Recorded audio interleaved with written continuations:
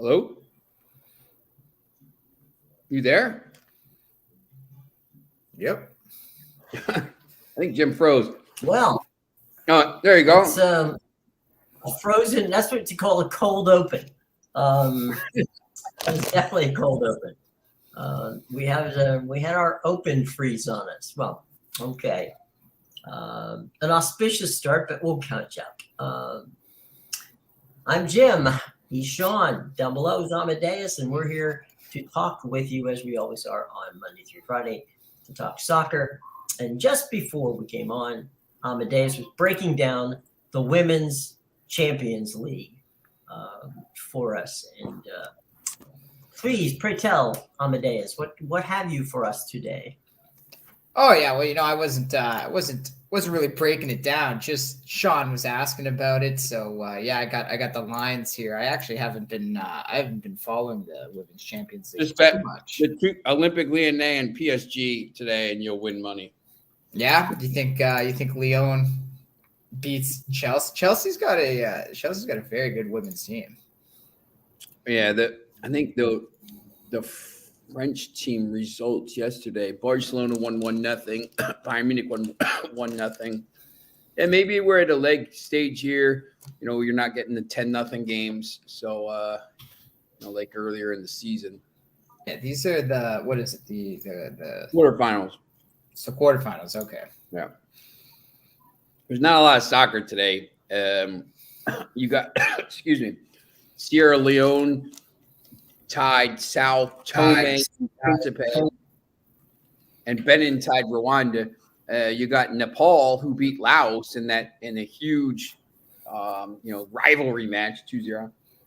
India beat Myanmar. Couple decent games later, Ireland and Latvia and 45. Evan Ferguson should start for Ireland. Guy's a monster. And then El Salvador, Honduras, which is a rivalry. Could be an interesting game. They're just friendlies. You got tomorrow's the good stuff. Yeah, tomorrow starts the good games. There's some U19 games. You usually can't bet on that stuff, but they're actually some decent U19 games today. But tomorrow, yeah, you got Italy, England. I went on Monday night on by the book and said my favorite bet of the whole round is North Macedonia, Malta. I mean, North Macedonia 1.5 you can get for like plus money. It's crazy. I saw that. Malta's got about 100,000 people, and 90,000 of them work for betting industries. So they're not playing football, at least professionally. Yeah, well, this is the North Macedonia team that kicked Italy out of the World Cup. So yeah, they're not terrible. Even home game. I mean, I still don't think they give North Macedonia the kind of respect they deserve, and they're starting to earn.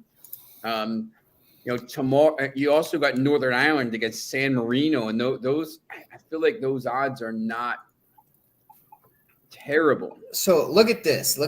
So Northern Ireland is minus 2,000 against San Marino, but I have 1667, so even better value. Yeah, but the total is minus 250 for the over 2.5.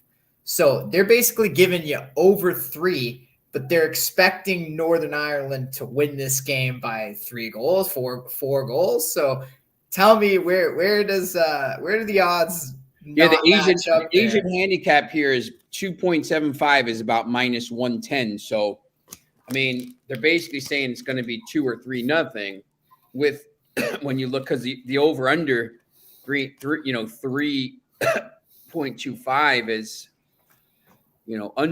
Over 3 is 159. Over 3.5 is plus 108. So basically, they're saying it's going to be 3-0 or 4-0.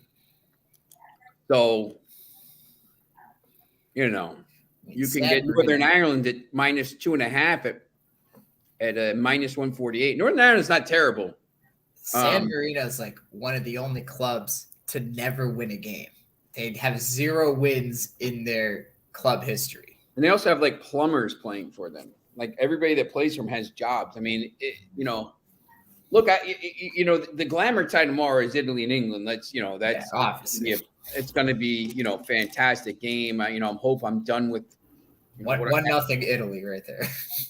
That's what I said. Italy's beaten them the last 3 times at home. They've beaten them. If you look at the history going back to the 80s, they've beaten them like 5 out of 6 times. Yeah, they do really well against England at home. They get up for England. That's what it is. They get up for the English. Yeah, so that at plus 190 at home is interesting, but really, North Macedonia at minus 286. Northern Ireland. You got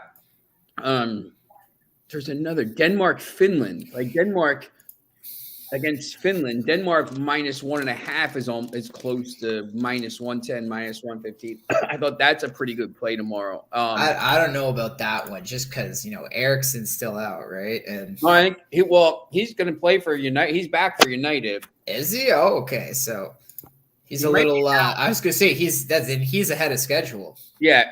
He should be. They should have Eriksen and Martial back for the Newcastle game. They probably won't have Garnacho till mid-April or end of April. But what about Rashford? He's out now too, right? Nah, Rashford just backed out of the. He just wants rest. He just wants. Okay, good. Better for Italy tomorrow. Yeah, to be honest, I mean, look, he was there. He's been there. He's been arguably one of the best players in Europe right now, and that dope. Didn't play him in the World Cup, even though he had, he led England with 3 goals, and he came off the bench. Yeah. So that's Southgate for you. Yeah, he's terrible. We knew going into the tournament he was going to be England's downfall in a way. There's 2 games on Friday that, I think there's 2 interesting games: Netherlands and France. France is, really obviously really good, and they're bringing some younger kids in. Thuram's brother Kefram and Kamavinga and Tushmeni and all these guys. Axel Desai's coming in from Monaco, who's been linked with Manchester United. Netherlands I think is a little Weghorst. They'll be in the Nations League, but then the Sweden-Belgium game. Belgium is plus 120. In that game. Look, they're still good. I mean, they're old, but, they're still pretty good. So, to get Belgium there at plus 120 is pretty interesting money. I'm not even going to try looking at Turkey. I don't even care. They always suck you in. No. Who's Turkey playing? Hold on. Who's Armenia? I didn't even see that one. Is that Saturday? Oh, yeah, minus 240. I no interest in that. Just take the over 2.5 and thank me later. Spain plays Norway, which will be interesting Saturday. Turkey's always good for goals. So that'll be like a 2-1 game. I couldn't tell you who, but it's going to be a 2-1 game for sure. England plays Ukraine on Sunday. Netherlands plays Gibraltar. Netherlands minus 10,000 there. Spain plays Scotland. Spain against Scotland. Spain's only minus 157 in that game, which is crazy because Scotland's just okay. I don't have those odds yet. I only have up to Saturday. I got the Spain-Norway minus 300, which so there's a lot of there's a lot of different games. I think it'll be pretty interesting. And then I started to look at the other day. I started to look at futures for Champions League. Napoli is now plus 350, the same price as Bayern Munich. As they should be. Best team in Europe. They're going to walk. They should walk to the final. And I think people are starting to realize, the more we say it, people are starting to realize maybe these guys have a point when they say Napoli's the best team in Europe. I would admit, hey, look, I mean, I'll be honest. We've been saying this since probably the week 2 after they kicked Liverpool's ass in the first match 4-1, and everyone was like, wow. And then they just kept scoring and scoring and scoring. Like, after that first thing, I'm like, what? I'm sold on this team. Like, I'm just going to and they just every single game. This guy Osimhen, everybody's chasing him, but they want 150 million for him. So, it's going to be pretty interesting to see because, if they go and they win the Champions League, which I'll tell you, they could at this point. They should be in the final. If you're in the final, you have a chance. Everyone's going to want, Vicha and Osimhen and Kim and all these guys. But, if they win that £100 million, that could keep these guys. They could sell Osimhen too if they win the Champions League. That's $250 million. You can go out and buy 7 players with that at this point, and really just keep this team together. There's I know they're looking at the kid from I forget where, Belgium maybe, or something like that. The kid that plays for USG, who's also from Nigeria, is pretty good. No interest in international football. We'll stick with South American games. Serapatino, Newell's, Velez, and Santa Fe today did me proud. Yeah, Foxy, I think, it's interesting. There's some value, but not once again, it's tough to bet this Italy-England game. It could be 1-0, 1-1, whatever. Just take the under. North Macedonia. Not that hard to bet. Some of these smaller teams, that are looking to build here. Evan Ferguson playing for Ireland and stuff. I think those are more interesting games sometimes. So I mean, I don't really. I'm going to watch the games because there's nothing else on. But I'm going to be doing a lot of work this week. From Wednesday. I actually have to cover my first baseball game tomorrow. But if it doesn't rain, I'll watch them. But yeah, no, I started looking at the Champions League and the other, even the Premier League, the next game, because you got. The next round after the international break, the first match back is City Liverpool, which is fantastic. I think that's going to be an interesting game. Manchester City's playing really well now. You got Brighton and Brentford, 2 teams flying. Palace and Leicester, 2 teams that are falling apart. Nottingham Forest and Wolves, 2 teams that are down at the bottom. Chelsea and Aston Villa, always interesting. West Ham, Southampton, 2 teams down at the bottom. Everton, Tottenham, and then Manchester United has to go play the richest team in the world, and they're underdogs. We're the plucky underdogs. Wouldn't bet the England game, but would be amazed if we lost. You know what, Foxy? They've lost 3 games in a row in Italy, 1-0. It goes back a long time, 10 years. They don't play well. They play well. The games are tight games, but. When you look at here's England, Italy.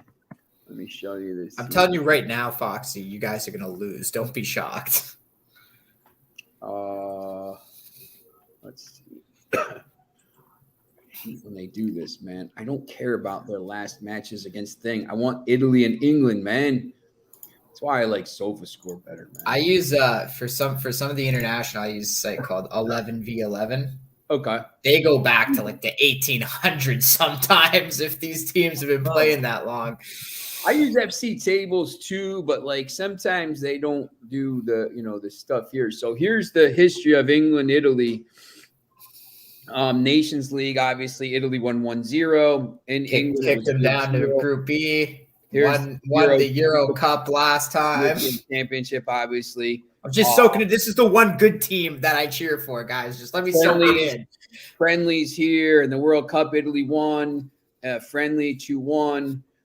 Italy here 2-1. Italy 1-0. I mean, that goes back to 1970 and 1980 and 1990. So in Italy, those aren't neutral games. The one game England won was a game that didn't matter. So yeah, I don't really like the England game, to be honest, Foxy. I think there's better games on the board than that. I think it's better to maybe find some of those smaller teams. But yeah, you got when you come back, you got those games, and it's really the Premier League is so crazy right now. I mean, when you look at Italy's over.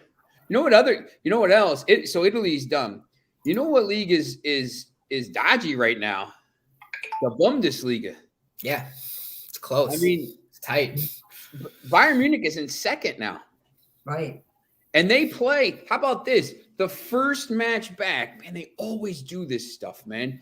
But Borussia Dortmund is on 53 points and Bayern's on 52. The first match back is Dortmund, Bayern Munich.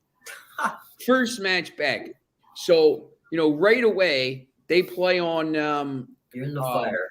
Because they know it's easy for you to forget about the Bundesliga after 2 weeks off, so people need to be like, "Oh, Wait a minute. Dortmund and Bayern." Yeah, it's that 12:30 match right away there.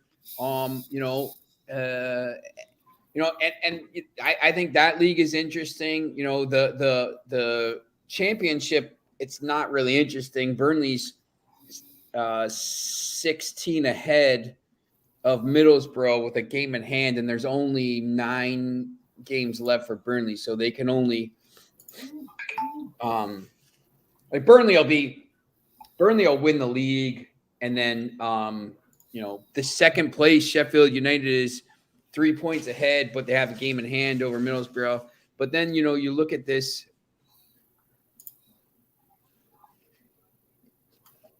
Yeah, Italy's got a bunch of key players out. Italy are bang average at the moment, Foxy. What do you think about that, Amadeus? He's saying they're bang average. Well, England has players out too. Arguably, your best player, Rashford, withdrew from the. I think Grealish withdrew from the squad as well. So I already said my piece on this game. Italy wins 1-0, but the safest bet is probably the under because we know it's just going to be a defensive stalemate. I think you can agree on that, Foxy. It's just going to be like this. That's how Italy always gets England. They lull them to sleep for 70 minutes in a 0-0 match, and then they catch England off guard for 5 minutes, score the goal, and then England's scrambling for the last 15 because they caught them off guard. That's how it goes. So here's the I wouldn't be shocked to see 0-0 though. I really wouldn't be shocked to see 0-0. Here's the table in the Premier League. The top Arsenal's 8 points clear of the game in hand. United on they're winning it. Tottenham on 49, but played 2 more games and they're imploding. Newcastle 26, played 2 less games than Tottenham. Liverpool on 42, played 2 less games than Tottenham. Brighton's played only 25 games. If they win all their matches in hand, they will be in the top. And you know what? Me and Jim were going over this Brighton schedule to finish. Oh, it's brutal. No, it's not even that brutal. So they have this tough stretch, right? Where after Brentford and Bournemouth, they play Tottenham, Chelsea. Yeah, they gotta obviously play that City match because the United FA Cup semifinal is gonna affect that. But after that, right? Let's say they find a way to get the Man City match in there. This is their last 6 matches of the season. Nottingham Forest, Wolves, Everton, Arsenal, Southampton, Aston Villa. They easily could win 5 of those matches, I think. Yeah.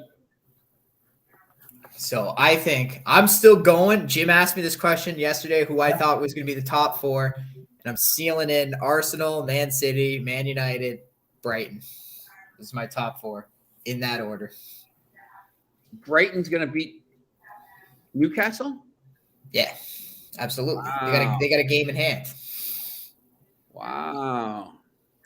Foxy. No, he was yesterday. He was solid on that. He said he wanted Brighton. That was gonna happen. Brighton's got games in hand. The last 6 games are pretty weak in the schedule. Arsenal will lose the league when they play City away, then Chelsea, then Newcastle away, then Brighton. Man City catches out. I've been saying that for a while. They do have a little bit of a lead here. And, really in that City game, they just need to draw.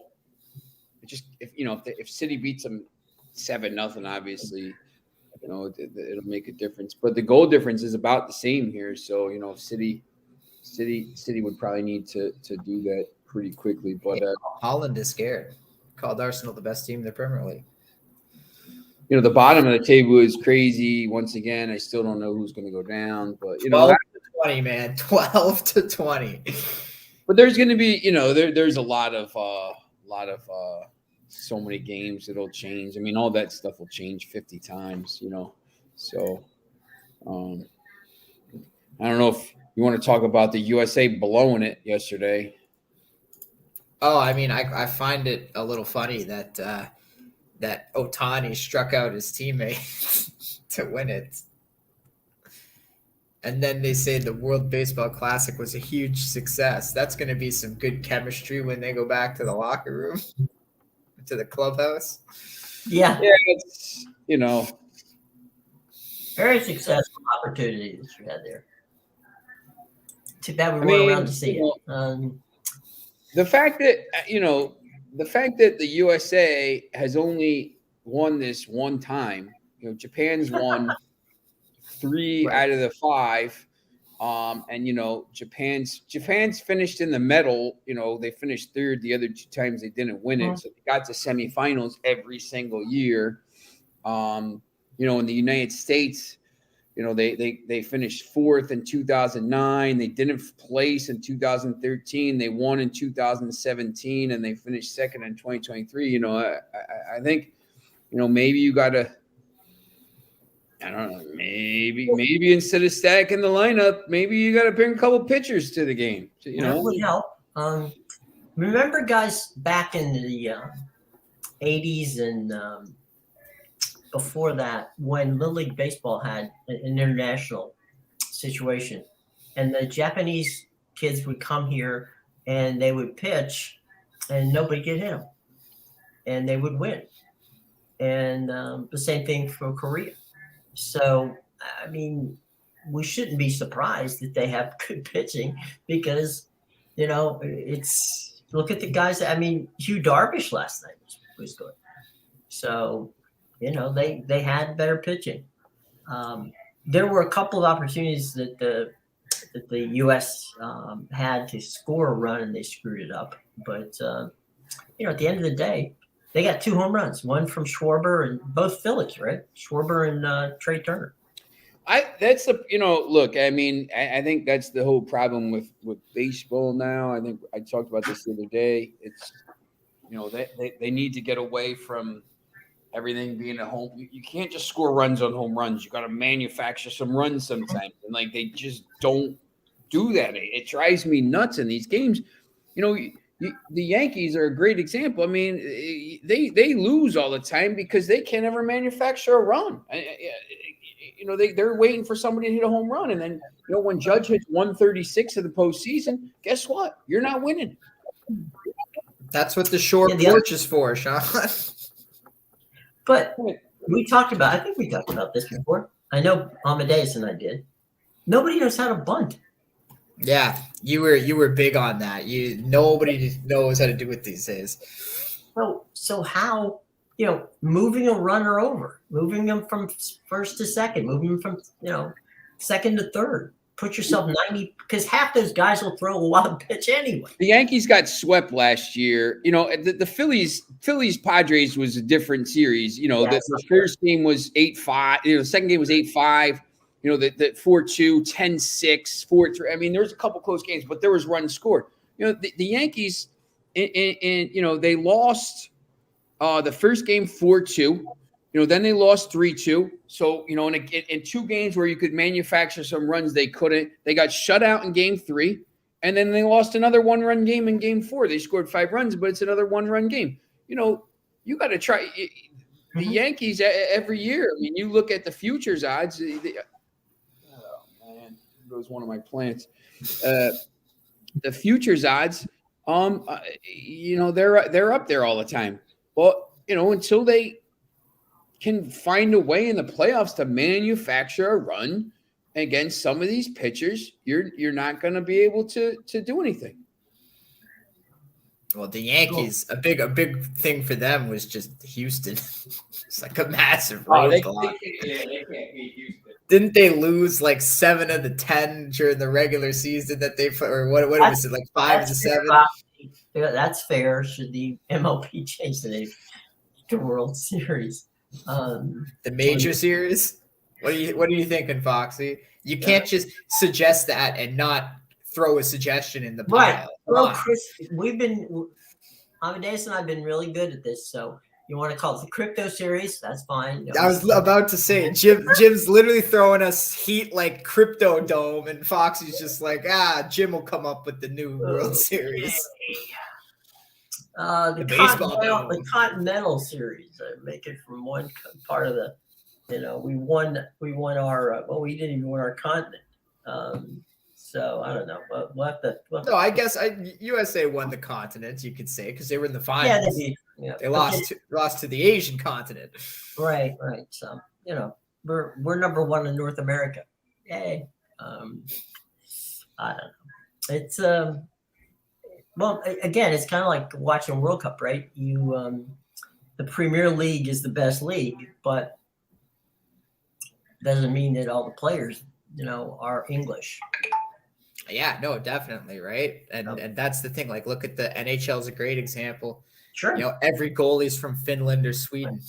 That's or Russia. Serie A. Seriously. Look at Serie A right now. Why is Serie A? Why is it so good? Well, your best players from Nigeria. Mm-hmm. You could argue now. I'm expecting to see them in the next World Cup. I was surprised they missed this one. I'm expecting to see them there. Nigeria?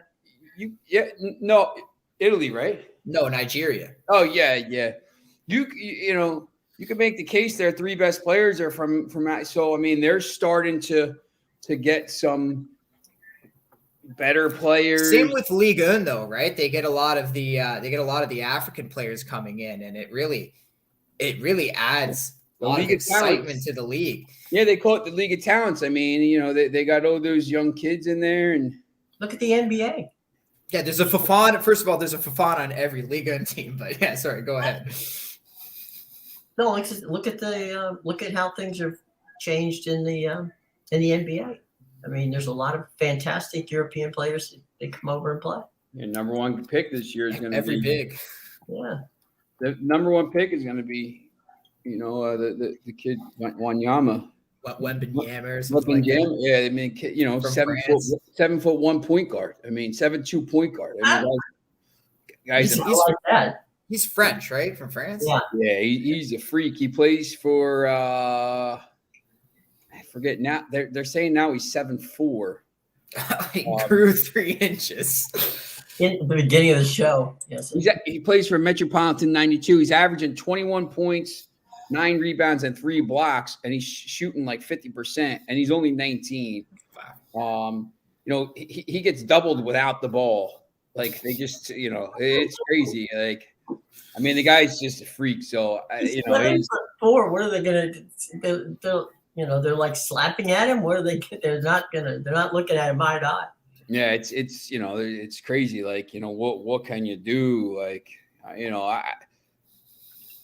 if they got, see the standings. Well, let's just hope he doesn't pull a Purdue and hold the ball at his waist. Just a little bit above the head. If he Detroit right now has 16 wins, the Rockets and the Spurs. If he ends up going to the Spurs with Popovich, man, I mean, you're talking about Tim Duncan 2.0 here. I mean, it'd be interesting, or Charlotte with I'd like to see him on the Pistons. Banchero.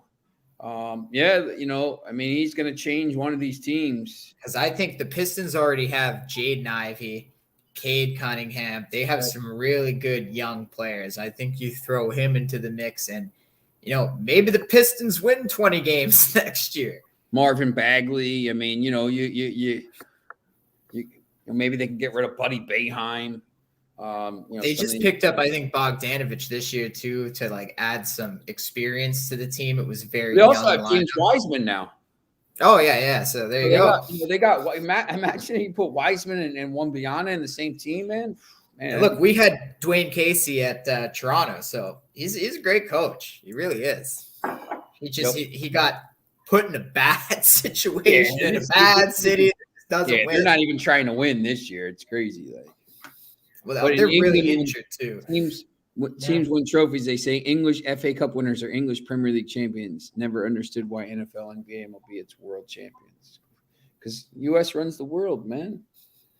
Well, first of all, they don't play the NFL much in anywhere else, so that would be a fair one. And the others are, if you want to challenge it, let us know. We'll pass it on. We'll give it to the league commissioners. I mean, he's got a point with FIBA. With what? I'm sorry? He's got a point with FIBA. There are some teams out there in Europe that could beat some of these American teams. Yeah, I mean that's European hockey as well.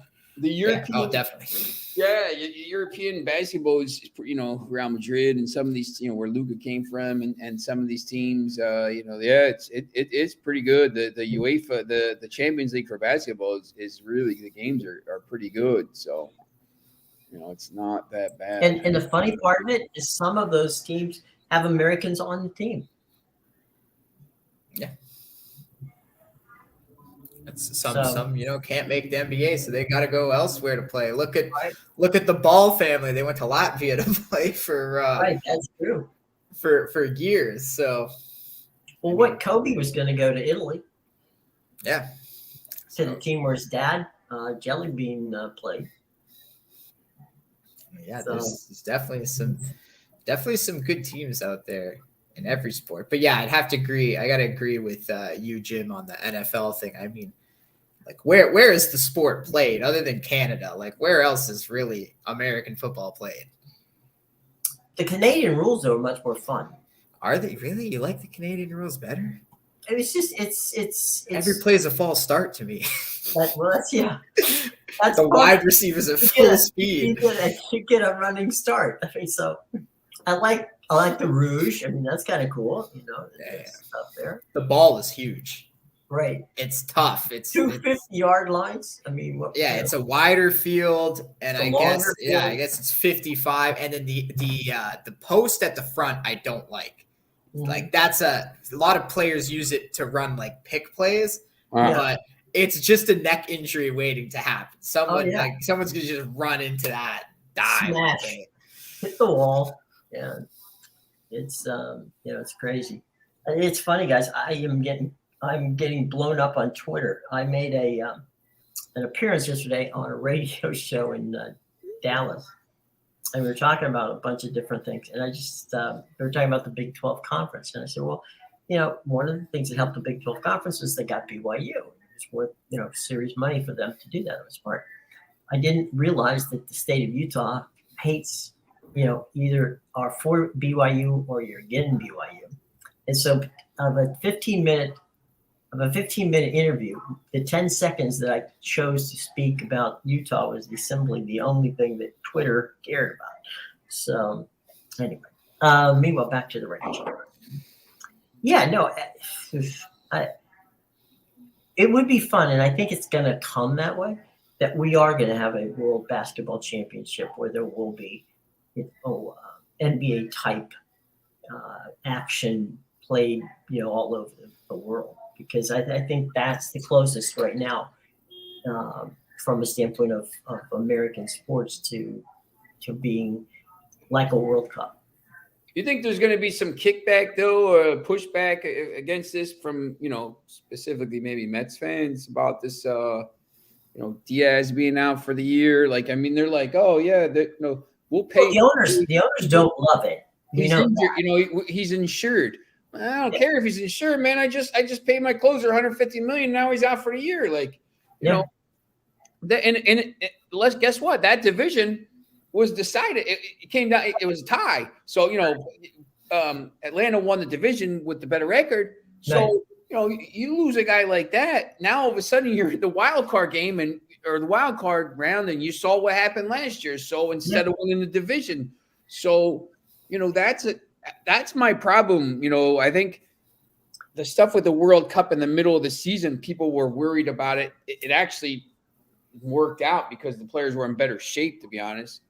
Now there's injuries. Except Jesus. Like now there's injuries because, you're playing all these extra games and stuff in a condensed period of time. So you're seeing that. So because, not for nothing. Like, I mean, I'm sure Foxy will say the same thing. Like, I don't really care about the U.S. or anything. Like, I'm interested. I don't want my players getting hurt, or if I'm I like the Rays. I mean, if I lost a pivotal player for the whole year, I would be pretty upset. But I don't know what the solution is. I mean, play after the season, but if somebody gets hurt, you're still hurt. But I know it's a freak thing that he got hurt celebrating, but if he's just playing in a preseason game, he doesn't get hurt. So I don't know. I don't know what the solution would be. I know for like these other sports like basketball, I mean, it's crazy. This summer, the players are going to have a little bit of a rest, a little bit, because the season ends in like June. Yeah. You know, if the FA Cup final is June 3rd, and the European final is June 10th. Well, you know, the season starts. The Premier League season starts like I think it's like August 12th or something like that. Mm-hmm. It's August. Yeah, but you know, it's August 12th through May 19th. But you know, they're going on tour in America, and you know, these teams, Arsenal, all these teams are going on tour. So you know, you get about 3 weeks off, and it's just like crazy. And then then it's all internationals, because then you got a Euro in 2024. And then it's all internationals the following year, because you got I think it's just like there's no break. It's just crazy. They just keep and it's not just soccer, you know, the baseball is like the same thing. You know, there's no they have some time off, but half these guys play in the Dominican League or something in the Caribbean or something like that. It's just crazy how the season is. Well, the season ends the last day of February of September, and then the postseason ends sometime just before Halloween, and you're back at it in February. Yeah, and you know it's. But I think the longest and the worst is basketball. My God, I mean that game. Yeah, it's just so crazy. I mean, you know, these guys are getting paid a lot of money, and always people say, you know, well, you know, for all that money they should be playing. Yeah, but you know, if you're paying them all that money and they're hurt because you're playing 150 games a year, doing all this extra stuff, like, you know, it's not really worth it, is it? Well, no, when you put it that way. No, I just think, you know, I mean, it's just, I mean, yeah, I mean, look, there was a time when playing for your country was something that meant something. I don't think it means as much now as it does.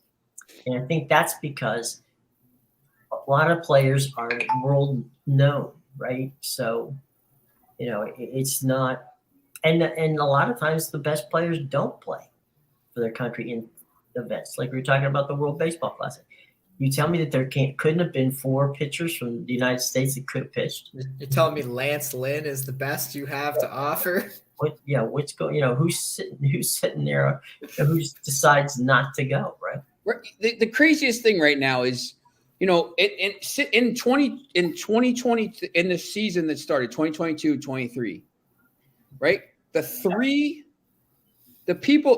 players that have played the most games of any soccer player in the world right now are Bruno Fernandes, played 51 games already. You mean the Portuguese guy? Yeah, 4,410 minutes. Marcus Rashford, who's played 49 games, and Lisandro Martinez, who's played 49 games and 3,500 minutes. Rashford played 3,400. So sometimes they get him off. I mean, I feel like a lot of that has to do with the depth of Man United, though. Some of it is. I mean, and also, what's his name is, you know, Regan Poole, who actually was, you know, with Manchester United at one point. He's played 46 games. 4,000. This sounds like a Ten Hag thing here. Wow. He's just putting the same lineup week after week. You got, Vinicius Jr., Rodrigo, Fede Valverde are 11, 12, 13 on the list. They've all played 47 games. So the common theme here is basically the star players of the big clubs. Well, it's the clubs that are playing all these extra games. You know, Manchester United's in 4 still, you know, they won 1 and they're still in 3. You know, Real Madrid has to play. But then on top of it, you know, you had to play all those extra games in the World Cup. And now the problem is you're playing like from the time the World Cup started and now in the international break, like Manchester United played like every day, every third or fourth day. And it's whatever. I like it. But, you know, and then they get back, they play every third or fourth day. I mean, they just keep they're trying to cram the stuff into these places. And it's all down to And you couldn't start the season too early because then you don't get a rest from last year. And the COVID thing screwed everything up because that pushed everything back. That's the other thing. So, like, there's been all, like, between COVID in 2020 and the World Cup in 2022 and the Euros moving to 2021, it was like an absolute disaster for these guys. Like, they never get a break. And now you don't want you don't want, I mean, Bruno Fernandes is like a robot. I mean, he'd rather play, but you don't want your star guys being injured because they're getting overworked at the same, so it's just crazy. But I mean, it's the same thing with baseball. These guys, this World Baseball Classic was, it's a little bit higher level play than spring training games. Spring training, I know you're trying to get ready, but like, I mean, there's some competitive nature to it. So, it's really baseball. Some of these teams that are playing into November, all of a sudden you're 162 plus, 15 playoff games plus, 5 or 6 or 7 World Baseball Class. That's a lot of games. Mm-hmm. Yeah. Here in South America, they're passionate for club teams, but there's so much more for a national team. I think it's more nationalistic there. Foxy, I think, obviously England, USA, I think it's, it's the club stuff. I mean, England specifically, unless you're a lot of the train, you see a lot, the English band, all those guys, it's like National League teams or League Two teams and stuff like that. But, they also have passionate followings too. But, I think that's Sean, when what was it? What year did they put baseball on the Olympics? It's been recent. They took it out and then took it back. They took it out because I think just for Tokyo, wasn't it? There was a battle between Major League Baseball and the IOC. And so Major League Baseball decided, okay, fine, we're not sending our players, we're not participating. We're going to have our own thing, which is the World Baseball Classic. So they created the World Baseball Classic. So the monster that is eating them up is the guy they created it. So, they're pissed off about the IOC not wanting to pay the players to play. And so, there's that, because the first team that went out there to play for the United States was basically AAA players and college kids. There wasn't any major big name players who played in the first World Series. In the first Olympic where baseball went. The other thing too is I think you see this with like that it will never happen in NFL because those contracts aren't guaranteed. Right. So if you got hurt, you lose your contract. But baseball, if they get hurt for the season, like it sucks, but they're getting paid. If when Harper was out for he's getting paid $30 million, so like it doesn't really matter. Like I know he's competitive and stuff, but these other sports, your contracts are guaranteed, so and their insurance and stuff like that. But it'll never happen in football because no one will play those. I'm not going to risk getting hurt for what. The insurance, by the way, ranges anywhere from 70 to 80% of the contract. So. I'd be mad if the Mets. I just signed this guy for $25 million a year, and I had to pay like $5 million. I mean, I would be like, look, you're paying all of it. I know that's not the rules, but like that guy Steve Cohen probably will try to bully him into paying that. Yeah, well, it's like only the Mets, right? Could have something like that happen. Someone who gets hurt celebrating, not getting hurt on the field actually playing. And he'll go out and buy somebody. Well, it's not going to be anybody comparable to the guy they just paid $150 million to for 5 years. The trumpet guy and all this stuff, like they're not going to find somebody of that level. That's the worst part, Sean. We're not going to get to hear the trumpet this year. Yeah. The warm up song coming out of the bullpen. Yep. That remember when they did it? They did it live a couple of times. The guy showed up, In the playoffs, I think, right? Yeah. And then you heard that song in every stadium, in every sport, the NFL stadiums, the hockey arenas. That's okay. In 2019 when the Nationals won, I heard Baby Shark every time, it came up to the plate. So it's like, okay. After a while, it's cute. Then it gets really unnerving. You know what? Another song that blew up because of the World Cup we just had was the song called "Let's Get Down to Business" by Tiesto, which Tiesto, right? Yeah, they played it right before every. It was after the anthem, and as the players, I guess, were taking their thing. I have heard it in every basketball, every hockey arena. Just I'll be watching, and the whistle will go, and that's the song I hear in the background, and every time because I like the song. I actually did some digging to figure out what the song was during the World Cup, and sure enough, now I hear it everywhere. And when I was just in Vegas this last week, huge billboard with Tiesto's face on it. He's a Las Vegas resident. So this guy has just blown up everywhere. Yep. Oh boy. It's crazy. It's totally crazy. Going to be pro players playing Olympics anyway for all sports. Pro boxers being able to fight amateurs is ridiculous. That's the dumbest thing ever. I agree. When the Olympics started out, it was literally people working the daily job, going out to throw the javelin or whatever. It's supposed to be for amateurs. I mean, in theory, it's supposed to be for amateurs, and now it's about business. And look, man, what do I care if Novak Djokovic wins a gold? I don't care, man. Let me see the college players or these other. He's gonna win the Grand Slam. I could have told you he was gonna win the gold medal. Right. Well, look at what part of the thing here in the United States is we don't really have an Olympic. Our Olympic feeder system is colleges. Okay. It's not like when Germany and Russia and the Eastern Bloc countries were dominating the Olympics. It was because you went to an academy where that's all you did. You studied during school, and then you went off and you played sports. We don't have that. We don't have that kind of an Olympic system in the United States. Our Olympians play, they swim at the university of someplace, right? So when David Stern decided to put together the dream team in basketball, he used it to promote the NBA.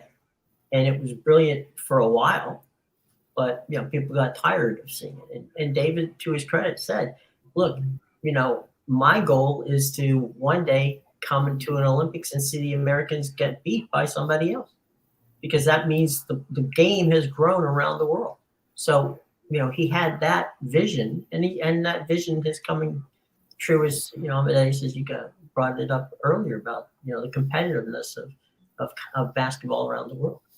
Amadeus, did you see the story in Vanity Fair about Giselle? No. The first line: if Giselle Bundchen is a witch, she's a good witch. Yeah, she's a witch, man. It's a thing. Fox had confirmed it's a thing in South America. You can be an ordained witch. Maybe witch isn't the term they use, but it's we don't mean it in a bad way. It's a thing, though. It's a literal thing. She is how does she become a witch?